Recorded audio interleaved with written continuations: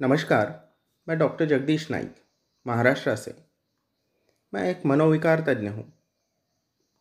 आज से हम लोग एक ऑडियो श्रृंखला चालू कर रहे हैं।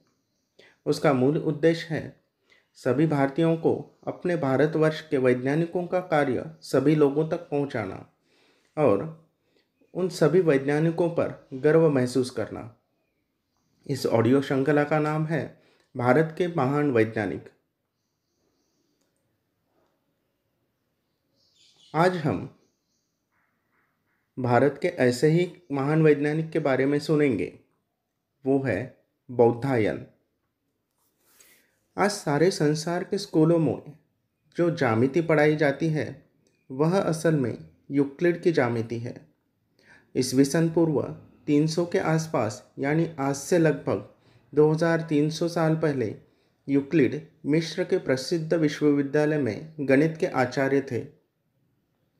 यूक्लिड ने यूनानी भाषा में ज्यामिति पर एक ग्रंथ लिखा था। बाद में लैटिन और अरबी भाषाओं में इस ग्रंथ के अनुवाद हुए। आज संसार के सारे स्कूलों में जो ज्यामिति पढ़ाई जाती है वह थोड़े से हेर फेर के साथ यूक्लिड की ही ज्यामिति है। जहाँ तक भारत देश की बात है, यूक्लिड की ज्यामिति का अध्ययन हमारे देश में अंग्रेज़ों के यहाँ आने के बाद शुरू हुआ। यूरोप की भाषाओं में और अरबी फारसी में यूक्लिड के ग्रंथ का अनुवाद सैकड़ों वर्ष पहले हो गया था, किंतु संस्कृत भाषा में यूक्लिड के ग्रंथ का पहला अनुवाद हुआ अभी 200-250 साल पहले, और वह भी अरबी भाषा से। तो क्या उसके पहले हमारे देश में ज्यामिति का अध्ययन होता नहीं था? होता था, और खूब होता था। हमारे देश के आर्यभट्ट, ब्रह्मगुप्त, भास्कराचार्य आदि महान गणितज्ञों ने इस विषय पर उत्तम ग्रंथ लिखे हैं। कॉलेजों में आज जो गोलीय ज्यामिति पढ़ाई जाती है उसकी मूल बातें आर्यभट्ट ने ही खोजी थी।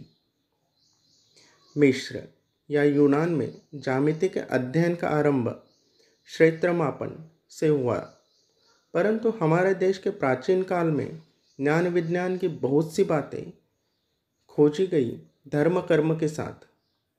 शुरू में काल गणना और ज्यामिति के अध्ययन को हमारे देश में धार्मिक अनुष्ठानों का अंग माना जाता था। आज से लगभग 4000 साल पहले हमारे देश में वेदों की रचना हुई।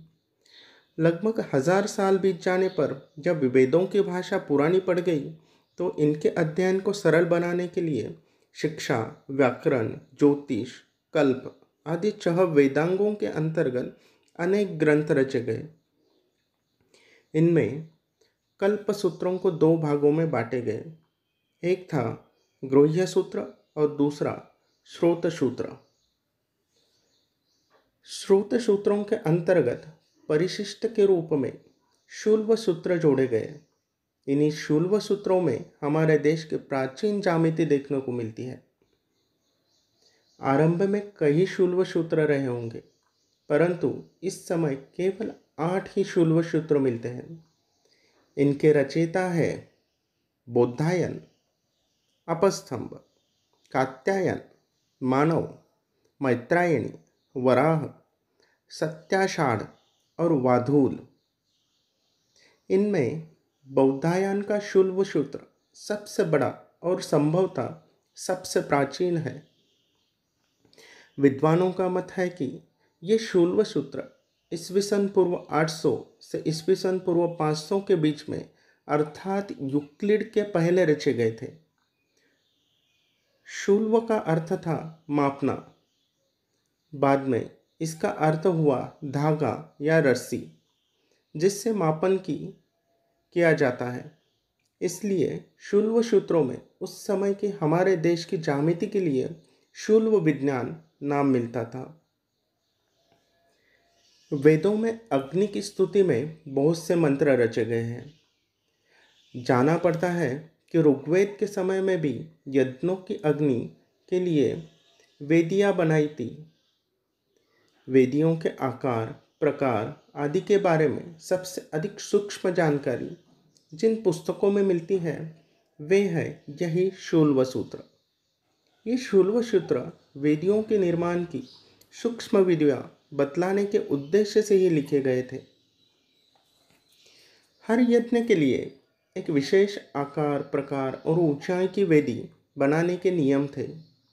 जैसे वेदों की एक शाखा के अनुसार ग्राह्य पत्य अग्नि की वेदी वर्गाकार मानी गई थी, तो दूसरी शाखा के अनुसार वृत्ताकार आहवनीय नाम की अग्नि की वेदी हमेशा वर्गाकार होती थी, तो दक्षिण अग्नि की वेदी अर्धवृत्ताकार।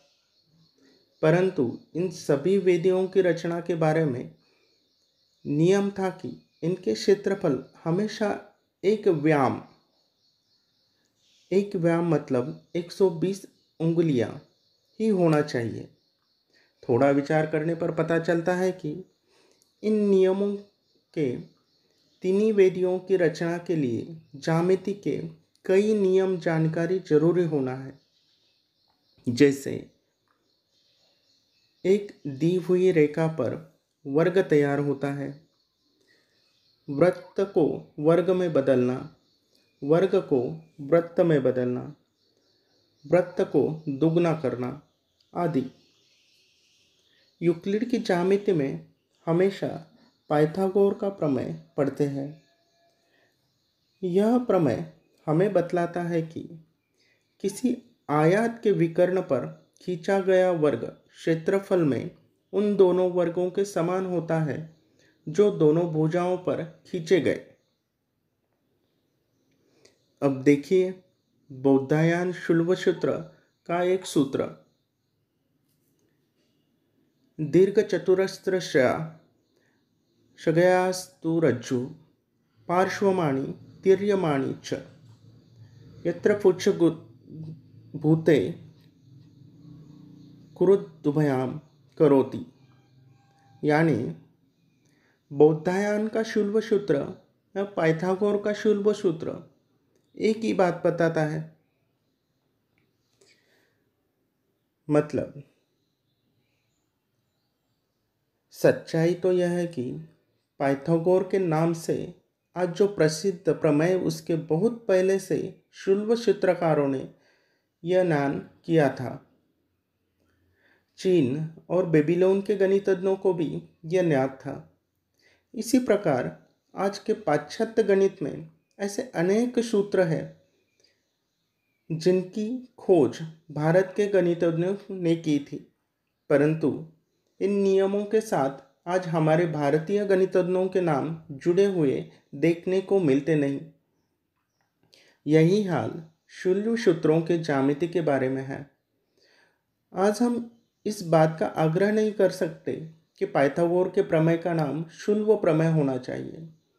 हमारे विद्यार्थियों को यह जानकारी होना जरूरी है कि यूक्लिड की ज्यामिति बहुत सी बातें उनके बहुत पहले हमारे देश के शुल्व सूत्रकारों ने मालूम की थी।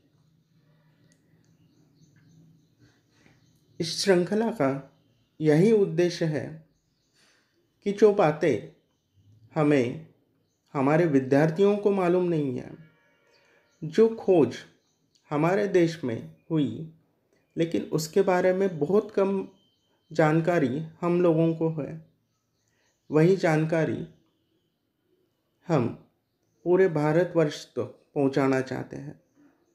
तो ये थे आज के शुल्व सूत्रकार बौद्धायन। जय हिंद।